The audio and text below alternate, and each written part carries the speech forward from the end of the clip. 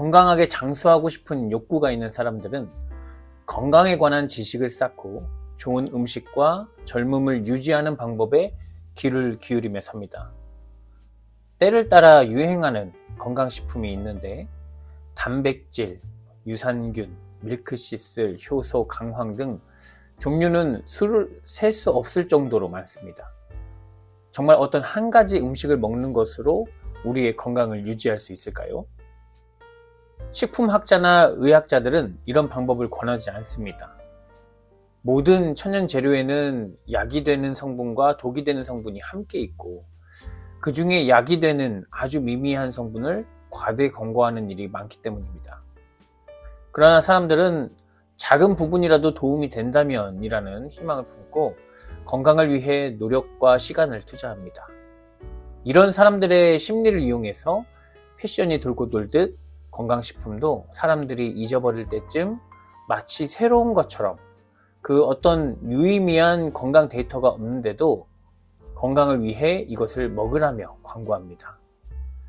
일상생활에서 이미 충분한 단백질을 섭취하고 있음에도 근력 운동을 하지 않는 사람들까지 필요한 듯 편의점 냉장고에 가득 채워진 단백질 음료처럼 말입니다.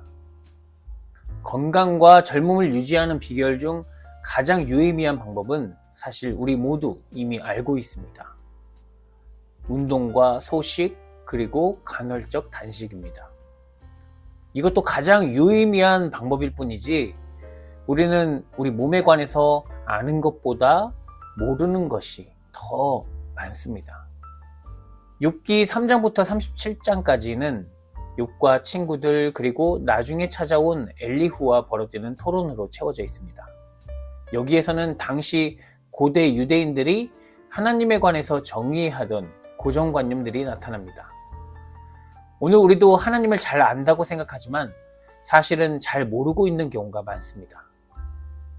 8장 7절에서 욥의 친구 빌닷이 욥을 위로한다며 내 시작은 미약하였으나 내 나중은 심히 창대하리라 라는 말을 합니다. 현재보다 나은 내일을 꿈꾸는 모든 사람이 듣기 좋아할 문구죠. 그러나 이 구절도 사람들의 생각이지 하나님의 말씀은 아니라는 것이 오늘 본문에서 밝혀집니다. 욥은 1장 1절에서 온전하고 정직하여 하나님을 경외하며 악에서 떠난 자로 소개됩니다. 그에게는 행복한 가정이 있었고 재산도 많았습니다. 그런데 그 모든 것이 순식간에 사라졌습니다. 자녀들과 종들과 가축들이 모두 죽었고 아내는 하나님을 저주하고 죽는 게 낫다고 말하고 떠났습니다. 욥은 당시 사람들이 가장 저주스럽게 생각하는 질병이었던 피부병까지 생깁니다. 욥에게는 세 친구가 있었는데 그들은 왜 욥에게 이런 끔찍한 재앙이 일어났는지 논리적으로 원인을 찾으려고 합니다. 친구들은 욥이 아무리 의롭다고 해도 그가 알지 못하는 어떤 죄 때문에 재앙이 일어났을 것이라고 합니다. 욥은 그 어떤 죄도 짓지 않았다고 대답하지요. 실제로 그는 자식들이 무의식 중에 지은 죄까지도 용서해달라며 하나님께 번제를 드렸던 사람입니다. 욥은 자신에게 닥친 재앙을 도저히 받아들일 수 없었습니다.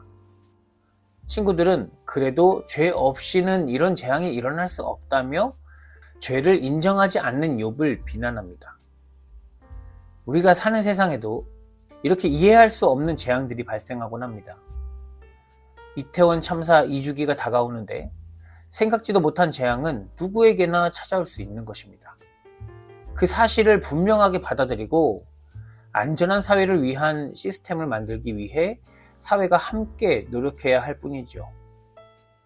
그렇다고 해서 모든 재앙을 다 피할 수 있는 것도 아닙니다. 재앙은 그런 것입니다. 그런데 사람들은 마치 자기는 재앙을 피할 수 있는 사람인 것처럼 피해자들을 재단합니다.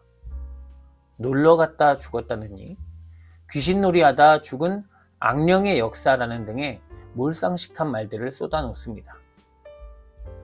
욥의 친구들도 욥을 위로하겠다고 찾아와서 이런 말들을 늘어놓은 것입니다.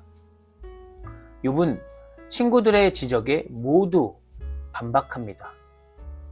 그 누구도 자신의 변명을 들어주는 이가 없자 욥은 답답한 마음에 하나님의 대답을 듣고 싶다라며 하나님께 소송을 걸겠다고 합니다. 하나님의 직접적인 말씀이 아닌 이상 그 어떤 친구들의 논리도 받아들일 수 없던 욥이었습니다. 그런데 42장 6절에서 욥은 하나님의 말씀을 듣고 그러므로 저는 제 주장을 거두어드리고 티끌과 잿더미 위에 앉아서 회개합니다 라고 말합니다. 도무지 이해할 수 없는 재앙을 내리신 하나님께 원망을 쏟아놓던 욥에게 하나님이 무슨 말씀을 하셨을까요? 이것이 너의 죄다 였을까요? 오늘 본문 2절에서 하나님은 먼저 무지한 말로 생각을 어둡게 하는 자가 누구냐 하시면서 하나님에 대해 이렇다 저렇다 정의하던 당대의 모든 사람의 논리를 부정합니다. 그리고 대답해보라며 수많은 질문을 시작합니다. 세계의 창조가 어떻게 이루어졌는지, 자연과 동물의 질서가 어떻게 유지되는지, 피조 세계 속에서 일어나는 신비로운 조합을 위해 하나님이 하시는 일에 대해서 얼마나 알고 있느냐는 것입니다. 4절을 읽어보겠습니다. 내가 땅에 기초를 놓을 때에 네가 거기에 있기라도 하였느냐? 내가 그처럼 많이 알면 내 물음에 대답해 보아라. 세상 사람들은 이 많은 자연 현상들이 어떻게 만들어지는지 많이 알고 있다고 생각합니다. 실제로 과학이 발전함에 따라 설명할 수 있게 된 것들이 너무 많지요. 우주가 얼마나 넓은지, 지구가 어떤 모양인지, 지구의 나이가 얼마나 많은지, 얼마나 많은 종류의 생명이 탄생하고 멸종했는지 등 예전에 알지 못하던 것들이 많은 부분 설명 가능해졌습니다. 우리 몸에 대해서도 그렇습니다. 의학이 발전함에 따라 알 수 없던 많은 부분이 밝혀지고 치료 가능해지고 앞으로도 계속 더 나아질 겁니다. 그런데 그것이 다가 아닙니다. 조금 더 편리해지고 생명을 유지하는 시간이 조금 더 연장되었을 뿐 생명의 비밀은 그 누구도 풀지 못합니다. 더 나은 삶을 위해 노력한 인간의 수고가 헛된 것은 아니나 인간이 창조주가 될 수는 없음을 확실히 알고 있어야 합니다. 인간은 아무리 몸부림치고 많은 시간과 자본을 쏟아부어도 한계에 부딪힐 수밖에 없습니다. 어떻게 태초에 한 폭발로부터 21세기까지 이 우주의 시간이 흘러왔는지 설명할 수는 있지만 이 사건이 왜 일어났고 우리에게 어떤 의미인지 무엇을 위해 살아야 하는지는 밝혀낼 수 없는 부분입니다. 욥에게 나타나신 하나님은 지금 이 모든 것들이 어디서부터 왔는지, 어디로 가는지, 무슨 이유인지를 묻고 계십니다.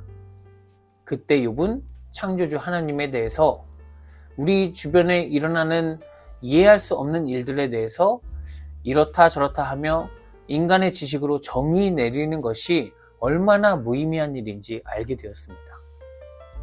어떤 분야에 압도적인 지식을 가진 사람 앞에서 내가 아는 것이 너무나 협소하다는 것을 깨달은 사람은 겸손해질 수밖에 없습니다. 하나님 앞에 서니 하나님에 관해 알고 있는 것이 하나도 없다는 것을 깨달은 욥은 잘 알지도 못하면서 감히 주님의 뜻을 흐려놓으려 한 자가 바로 저입니다. 깨닫지도 못하면서 함부로 말을 하였습니다. 라고 고백합니다. 욥은 신비하고 놀라운 세계를 존재하게 하신 하나님의 능력 앞에서 먼지 같은 자신을 깨닫고 무릎 꿇었습니다. 하나님의 전지전능하심 앞에서 겸손하게 그가 하시는 일을 바라보는 것이 사람의 마땅한 태도라는 것을 가르쳐주는 책이 욥기입니다. 그리스도인들은 예수를 통해 하나님의 창조와 생명의 지혜가 온전히 있음을 깨달은 사람들입니다. 예수 그리스도를 통해 참된 하나님을 볼 수 있고 우리는 그 압도적인 능력 앞에서 연약한 죄인이라는 것을 깨닫게 됩니다. 자기 힘과 지혜만 믿고 사람들을 재단하고 핍박하고 죽이기까지 하던 바울은 예수의 하나님 지식이 세상 그 어떤 사람보다 높다는 것을 깨닫고 자기가 알고 쌓아온 모든 지식을 버립니다. 그리고 예수의 이름만 높이는 사람으로 거듭납니다. 이러므로 하나님이 그를 지극히 높여 모든 이름 위에 뛰어난 이름을 주사 하늘에 있는 자들과 땅에 있는 자들과 땅 아래에 있는 자들로 모든 무릎을 예수의 이름에 꿇게 하시고 모든 입으로 예수 그리스도를 주라 시인하여 하나님 아버지께 영광을 돌리게 하셨느니라. 사랑하는 성도 여러분, 우리 주변의 모든 것들이 하나님에게서 온 것이고 사람의 지식과 수준 높은 문화도 하나님 앞에서는 우주의 먼지에 불과하다는 것을 실질적으로 깨달을 때 우리는 겸손하게 하나님이 하시는 일을 잠잠히 바라볼 수 있게 될 것입니다. 욥이 하나님 앞에서 겸손하게 회개한 것처럼 예수 그리스도의 능력을 일상에서 느끼고 그 영원한 사랑에 사로잡혀 하나님께 영광 돌리며 살아가는 주의 자녀가 되기를 기원합니다. 생명의 주님, 우리의 삶은 처음부터 끝까지 우리가 알 수 없는 것들로 가득합니다. 우리는 서로가 더 잘 아는 것처럼 말하지만 실제로 온전히 아는 것은 아무것도 없음을 고백합니다. 전능하신 하나님 앞에서 우리의 연약함을 고백하며 예수 그리스도 안에서 나타난 하나님의 사랑으로 모든 것을 사랑하는 사람으로 거듭나게 하시옵소서. 예수 그리스도의 이름으로 기도드립니다. 아멘.